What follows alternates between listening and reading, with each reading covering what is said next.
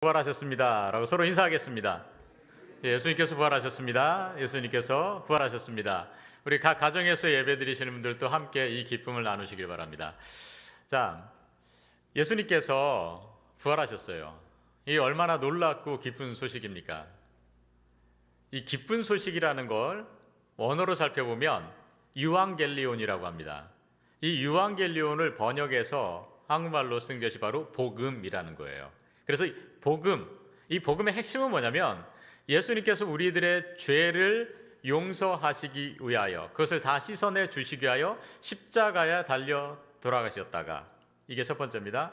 그 다음에 사흘 만에 죽은 자들 가운데에서 죽음을 이기시고 다시 살아나셨다. 이게 복음의 핵심입니다. 첫 번째 거는 죄를 사해 주셨다는 것은 죄의 문제를 해결해 주셨다는 거예요. 십자가에 달려 돌아가신 사건은. 그리고 부활하셨다는 것은 죽음의 문제를 해결시켜 주신 겁니다. 우리가 영원토록 산다라는 겁니다. 그렇기 때문에 우리가 이 십자가에 달려 돌아가신 예수 그리스도를 믿고 또 부활하신 예수 그리스도를 우리가 믿는다면 우리가 이 땅 가운데서 죄 사함을 받고 또한 우리가 죽어서도 영원한 생명, 영생을 누리며 살아갈 수 있다라는 게 이 복음의 핵심입니다. 이것을 믿고 살아갈 수 있는 저와 여러분들 되시기를 간절히 소망합니다. 자, 이것이 이 예수님께서 부활하셨다라는 것이 사람들이 기뻐하라 라고 이야기를 하는데, 이게 왜 기뻐할 일일까요? 이유가 뭘까요? 자, 오늘 전도사님이 읽은 본문 다시 한번 우리가 보면은요, 자, 읽어볼까요? 시작. 나는 부활이요 생명이니 나를 믿는 사람은 죽어도 살고 살아서 나를 믿는 사람은 영원히 죽지 아니할 것이다. 자, 예수님께서 나는 부활이라고 말씀하셨습니다. 그래서 나를 믿는 사람은 죽어도 살겠다, 살 것이다 라는 거죠. 이 약속해 주신 거예요. 뭐냐면 예수님께서 부활하셨는데 그 부활하신 예수님을 믿으면 우리도 함께 부활할 것이라는 겁니다. 그래서 영원히 죽지 아니할 것이다, 영원한 생명을 누리며 살아갈 수 있게 된다라는 겁니다. 예수님의 부활을 믿으면 나도 부활한다라는 거예요. 이 얼마나 기쁜 소식입니까? 이 놀라운 기쁨의 소식을 믿는 것과 믿지 않고 살아가는 것은요, 큰 차이가 납니다. 그 사람의 삶에서 너무나도 큰 차이가 나요. 왜냐? 이 예수님께서 부활하셨다는 이 사실을 믿지 아니하는 사람들은요, 이 세상을 살아갈 때에 어떠한 삶을 살아가는가? 뭡니까? 이 세상은요, 점점 살아가면 살아갈수록 사람이 어디로 가는 겁니까? 죽음으로 가는 거예요. 죽음을 향해서 걸어가는 삶을 살아가는 겁니다. 그렇지만 부활을 믿는 사람들은 어떻게 되는 겁니까? 죽음을 향해 걸어가는 것이 아니라 우리는 부활을 향해 걸어가는 그러한 삶을 살아가는 거예요. 그렇기 때문에 앞에는 어떻게 보면 절망의 삶이고요, 부활을 믿는 우리들의 삶은 소망의 삶인 것을 볼 수가 있습니다. 이것이 사람마다 다를 수도 있겠지만 각 사람 안에서도 이런 현상들이 나타날 수 있다는 겁니다. 내가 부활을 믿지 않고 살아갈 때와 내가 그 부활의 능력을 믿고 살아갈 때의 삶은 완전히 변화된다는 사실입니다. 그 사실을 우리는 예수님의 제자들을 통해서 우리가 알 수가 있어요. 예수님의 제자들, 오늘 우리가 읽은 본문 바로 앞에 요한복음 20장 읽었는데 18절의 말씀은 이렇게 써 있습니다. 다 같이 읽어보겠습니다. 막달라 마리아가 제자들에게 가서 내가 주님을 보았어요 라고 말했습니다. 그리고 예수님께서 자기에게 하신 말씀을 전하였습니다. 자, 지금 막달라 마리아가 새벽 아침에 가서 이른 아침에 예수님께서 부활하신 것을 만났습니다. 부활하신 예수님을 만났어요. 그러니까 그 감격이 와가지고 달려가서 누구를 만납니까? 예수님의 제자들을 만나서 예수님께서 다시 부활하셨습니다라고 전했습니다. 그럼 우리가 보통 상식으로 생각하면 제자들이 반응은 어떻게 해야 됩니까? 예수님께서 부활하셨으면 그 소식을 들으면 좋아야 되잖아요. 정 기뻐서 난리가 나야 되는 거 아닙니까? 그런데 제자들의 반응은 어떠한 반응을 보이고 있느냐? 자, 19절입니다. 다 같이 읽어보겠습니다. 같은 날 저녁에 제자들이 함께 모여 있었습니다. 제자들은 유대인들이 두려워 문을 꼭 잠갔습니다. 같은 날 저녁이라고요, 시간. 자, 새벽에 가서 막달라 마리아가 제자들에게 얘기했는데 같은 날 저녁, 하루 종일 이제 시간이 보낸 거죠. 어떻게 하고 있었습니까? 두려워서 문을 꼭 잠갔습니다. 저 문을 꼭 잠갔다고 할 때 문이요, 지금 우리 성경에는 단수로 나오는데 원어로 보면 복수예요.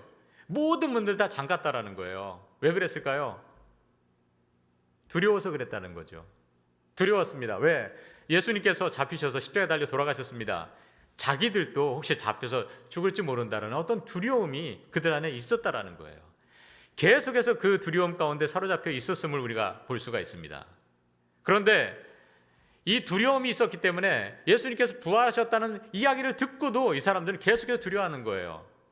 거기서 우리가 알 수 있는 건 뭐냐면 그겁니다. 부활을 믿지 아니하는 사람은요, 이럴 수 있다는 겁니다. 제자들의 모습에서 분명히 나타나잖아요. 부활을 믿지 않는 사람은요, 두려움 가운데 살아갈 수밖에 없습니다. 우리들도 똑같습니다. 지금 세상의 사람들도요, 부활을 믿지 않으면요, 마음속에 두려움을 간직하면서 살아갈 수밖에 없어요. 왜 그런지 아십니까? 죽음이라는 문제 때문에 그렇습니다. 부활을 믿지 아니한 세상의 사람들은요, 죽음이라는 단어 앞에 두려움을 가질 수밖에 없습니다. 그래서 사람들 보면 막 아프잖아요. 그럼 어떻게 돼요? 너무 걱정해요. 왜 그래요? 죽을까 봐. 그리고 장례식장 여러분 가보세요. 믿지 아니하는 사람들 장례식장 한번 가보세요. 어떻습니까? 통곡하고요, 이제 세상이 완전히 끝났다, 이별이다라는 생각들 때문에 정말 절망하고 슬퍼합니다. 왜 그렇습니까? 죽음이 이제 끝이라고 생각하기 때문에 그렇다는 겁니다. 그렇습니다. 우리가 예수님의 부활을 믿지 아니하면 이런 현상이 나타날 수 있다는 거예요. 절망 가운데 살아갈 수밖에 없다는 겁니다. 제자들에게도 분명히 이런 현상이 나타났습니다. 그런데 놀라운 것은 뭐냐? 이러한 반응을 보였던 그 제자들이요, 갑자기 이런 변화가 나타납니다. 자, 20절입니다. 다 같이 읽어보겠습니다. 제자들은 주님을 보자 무척 기뻐했습니다. 뭐라고 합니까? 두려워서 문을 꽁꽁 잠가두고 있던 사람들이 갑자기 이 사람들이요, 무척 기뻐했습니다라고 완전히 바뀐 그런 모습을 보여줍니다. 어떻게 갑자기 이렇게 변화됐을까요? 이 사람들을 보면은요, 이렇게 기뻐한 것뿐만 아니라 그들의 나중의 삶을 살펴보면 어떠한 삶을 살았는가? 이렇게 두려움 가운데 집 밖으로 나오지도 못했던 사람들이 나중에 어떻게 되느냐? 사도행전 2장 23절부터 24절까지 말씀 우리 다 같이 읽어보겠습니다. 여러분은 악한 사람들의 도움을 받아 그분을 십자가에 못 박아 죽게 했습니다. 하지만 하나님께서는 그분을 죽음의 고통에서 해방시켜 다시 살아나게 하셨습니다. 아멘. 자, 뭐라고 한 겁니까? 지금 이 사람들이요, 세상에 나가서 담대하게 선포하는 거예요. 지금 당신들이 십자가에 못 박아 죽인 그 예수 그리스도께서 죽음을 이기시고 다시금 살아나셨습니다. 담대하게 선포하고 살았다는 거예요. 이렇게 하나님의 말씀만 담대하게 증거하는 것이 아니라요, 어떻게 된 줄 아십니까? 이 예수님의 제자들은요, 대부분 다 순교했습니다. 여러분 아시는 것처럼 이 역사적인 기록에 따르면 베드로 같은 경우에는 십자가에서 달려 쳐요, 순교하는데 거꾸로, 그것도 거꾸로 달려서 순교했다고 그래요. 그리고 안드레나 바돌로메 같은, 빌립 이런 제자들도요, 십자가에 달려 순교했습니다. 그리고 도마라는 제자는 창에 찔려서 순교했습니다. 그리고 세베대의 아들 야고보는요, 목이 잘려서 참수당해서 순교했습니다. 그리고 다른 야고보는요, 어떻게 죽냐면 높은 그 성전 꼭대기 있잖아요. 거기서 떨어뜨림을 당해서 순교합니다. 이러한 삶을 살았다는 거예요. 이러한 변화가 일어났다는 겁니다. 그들에게 있어서 어떻게 이런 갑작스러운 변화가 있을까? 두려움에 떨던 사람들이 두려움을 다 떨쳐버리고 어떻게 담대하게 복음을 증거하고 순교의 자리로 나아갈 수 있게 되었을까? 그 이유는 뭘까요? 오늘 본문에서 이렇게 말씀하고 있습니다. 19절 말씀 다 같이 읽어보겠습니다. 그곳에 예수께서 오셔서 그들 가운데 서서 말씀하셨습니다. 너희에게 평강이 있을지어다. 아멘. 뭡니까? 단 한 가지밖에 없었어요. 예수님께서 제자들에게 찾아오셨습니다. 부활하신 예수님께서 제자들에게 나타나셨다는 거예요. 제자들은 부활한 주님을 만나고 믿을 수가 있게 되었습니다. 부활을 믿게 된 그 순간부터 이 제자들이 두려움을 완전히 떨쳐버린 것을 우리는 살펴볼 수 있습니다. 이런 차이가 있다는 거예요. 부활을 믿으면 이렇게 됩니다. 간절히 소망하는 것은 우리들 삶 가운데에도 지금 부활하신 예수 그리스도, 그 예수 그리스도를 믿음으로 말미암아 세상에 펼쳐진 여러 가지 절망스러운 상황들, 거기에 두려워하는 것이 아니라 정말 소망을 가지고 기쁨과 감사함 가운데 살아갈 수 있게 되는 저와 여러분, 우리 가나도 광립교회 온 교우들이 되시기를 주님의 이름으로 간절히 축원합니다. 자, 우리가 이 세상을 살아갈 때 이렇게 부활의 소망을 가지고 살아가야 되잖아요. 그런데 정말 우리들이 살아가는 이 세상을, 현실을 바라보면 지금 어떻습니까? 정말 생명이 넘쳐나고 기쁨이 넘쳐나고 소망이 넘쳐나는 그러한 일들이 우리 주변에 넘쳐나고 있나요? 오히려 지금 코비드-19으로 인하여 또 경제적인 어려움, 그리고 많은 사람들 가운데 지금 여러 가지 인종차별로 인한 안 좋은 뉴스들, 그리고 미얀마라는 그런 나라에서는 어떤 그 쿠데타에 일으켜서 많은 사람들이 죽어가고 있다는 소식들, 북한 땅에는 독재로 인하여 정말 소식까지도 모를 정도로 억압당하고 있는, 자유를 완전히 빼앗긴 사람들, 이 땅 가운데 살아가고 있지 않습니까? 그런 이야기를 들을 때면 어떻습니까? 우리 주변에서 펼쳐지는 그런 상황들을 바라보면 어떤 마음이 드느냐면 정말 절망스럽습니다. 여러 가지 일들로 인하여 마음이 무겁습니다. 그 가운데에 두려움이 우리들에게 놓여 있지 않습니까?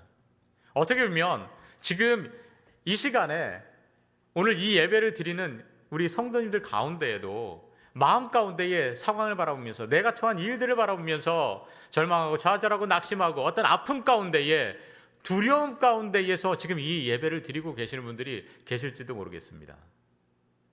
이러한 상황에서는요, 정말 많은 사람들이 오히려 지금 신앙을 우리가 잃어가고 있으며 잃어가면서 살아가고 있지 않습니까? 우리의 믿음이 지금 흔들리면서 살아가고 있지 않으세요? 그리고 이런 상황 가운데서 우리의 사랑 어떻습니까? 사랑이 살아나는 것이 아니라 오히려 갖고 있던 사랑이 점점 죽어가고 있지는 않으세요? 남들을 오히려 미워하고 살아가지는 않습니까? 지금 세상에 그런 일들이 벌어지고 있잖아요.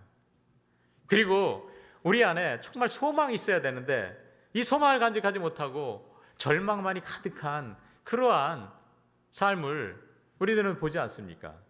지금 우리가 살아가는 이 땅 가운데에 믿음이 사라지고 사랑이 사라지고 소망이 지금 사라져가고 있지 않습니까? 정말 이러할 때에 가장 필요한 게 무엇일까요? 그것은 바로 예수님께서 부활하셨다는 사실, 그 사실을 기억하고 믿으며 살아가는 거 아니겠습니까? 간절히 소망하는 것은 여러분들은 예수님께서 부활하셨다, 이 사실을 여러분들이 기억하시고 믿고 그 믿음 가운데에서 승리하는 삶을 살아갈 수 있게 되기를 주님의 이름으로 간절히 축원합니다. 이렇게 부활하신 주님을 믿잖아요. 우리에게 소망이 오고 회복이 되는데, 사랑이 넘쳐나게 되는데 왜 그런지 아십니까? 주님께서 제자들에게 찾아갔을 때에 그냥 찾아가신 게 아니에요. 제자들에게 찾아가셨을 때에 제자들에게 주신 것이 있습니다. 그것 때문에 그래요. 우리에게도 오늘 똑같이 주십니다. 무엇입니까? 21절입니다. 다 같이 읽어보겠습니다. 다시 예수님께서는 너희에게 평강이 있을지어다. 아버지께서 나를 보내신 것 같이 나도 너희를 보낸다 라고 말씀하셨습니다. 두 가지를 주셨습니다. 저기서 평강을 주셨다라는 거예요. 원어로는 에이레네입니다. 히브리어로 보면 샬롬이라는 거예요. 하나님께서 주시는 참된 평안을 우리에게 주셨다라는 거예요. 제자들에게 평안을 주셨을 때에 그 제자들이 두려움으로부터 해방이 됩니다. 마찬가지입니다. 주님께서는 우리에게 참된 평안을 주세요. 이 땅 가운데 필요한 게 무엇입니까? 참된 평안 아니겠습니까? 나에게도 참된 평안이 필요하고, 여러분 가정 어떻습니까? 여러분들 가정 평안하십니까? 우리 가정에요, 정말 하나님께 주시는 평안이 필요합니다. 우리 교회에 어떻습니까? 우리 교회에도요, 하나님의 참된 평안이 필요해요. 이 땅 가운데에 하나님의 참된 평안이 회복되어야 됩니다. 저 지금 인종차별로 인하여 폭행이 이루어지고 있는 그 땅에, 그 자리에 하나님께 주시는 참된 평안이 지금 필요합니다. 미얀마 땅에 쿠데타로 피로 얼룩져 가고 있는 그 미얀마 땅에 하나님의 평강이 지금 필요합니다. 북한 땅에 하나님의 참된 평강이 필요하다는 겁니다. 그런데 주님, 부활하신 주님께서 찾아오셔서 그걸 주신다라는 거예요. 다른 데서 주는 게 아닙니다. 주님께서 그 평강을 우리에게 주십니다. 그리고 뭐라고 합니까? 나도 너희를 보낸다. 사명을 주신다라는 거예요. 파송하십니다. 그런데 파송하실 때, 사명을 주실 때, 우리에게 사명을 주실 때는 그냥 사명을 주시는 게 아닙니다. 어떻게 하느냐? 23절에 보면은요, 죄 사함의 능력을, 권세를 제자들에게 주셨어요. 하나님께서 우리에게 사명 주실 때는 능력도 주신다라는 겁니다. 여기서 우리가 줄 수 있는 건 뭐냐? 하나님께서, 주님께서, 부활하신 주님을 우리가 믿을 때에 주님께서 우리에게 능력도 주신다는 사실입니다. 또 가장 중요한 게 있습니다. 바로 22절 말씀인데요. 다 같이 읽어보겠습니다. 이렇게 말씀하신 다음에 그들에게 숨을 불어넣으시고 말씀하셨다. 성령을 받아라. 주님께서 제자들에게 숨을 불어넣으셨어요. 이게 뭡니까? 성령을 불어넣으셨다는 겁니다. 이 말씀은 우리가 어떤 것을 떠올릴 수 있냐면 창세기 2장 7절의 말씀입니다. 다 같이 읽어보겠습니다. 그때 여호와 하나님께서 땅의 흙으로 사람을 지으셨습니다. 그리고 사람의 코에 생명의 숨을 불어넣으시니 사람이 생명체가 되었습니다. 아멘. 똑같죠. 하나님께서 우리를 만드셨을 때에 흙으로 만드시고 그 안에 뭐라고 했습니까? 생명의 숨을 불어넣으실 때 그때 우리가 사람이 되는 거예요. 그것처럼 우리 안에 주님께서 생기를 다시금 불어주신다라는 거예요. 성령을 불어넣어 주셨다라는 겁니다. 그렇습니다. 우리가 성령이 우리 안에 계실 때에 우리가 두려움과 절망과 좌절을 뛰어넘어 소망과 정말 기쁨과 감사 가운데에 우리가 살아갈 수 있게 된다는 사실입니다. 여러분, 세상의 환경을 바라보며 두려워하지 마십시오. 성령을 사모하시고 내 안에 계시는 그 성령님과 동행한다는 그 믿음 가지고 이 땅 가운데에 두려움을 떨쳐버리고 소망 가운데, 기쁨 가운데, 감사함 가운데 살아갈 수 있는 저와 여러분 모두가 되시기를 주님의 이름으로 간절히 축원합니다. 지금 이 땅에 무엇이 가장 필요합니까? 이 절망의 늪에 빠져 있는 이 세상, 여러 가지 어둠의 세력들이, 어둠의 어떤 기운들이 지금 누려 있어 사람들이 그 앞에서 지금 두려워하고 있을 때에 지금 이 시간 무엇이 가장 필요합니까? 바로 예수님께서 부활하셨다. 이 부활의 소망, 이 부활의 능력, 이것을 우리가 기억하며 그것을 믿고 살아가는 것, 그것이 우리에게 가장 필요한 거 아니겠습니까? 예수님께서 부활하셨습니다. 이 사실을 항상 기억하며 살아갈 수 있게 되는 저와 여러분들 되시기를 주님의 이름으로 간절히 축원합니다.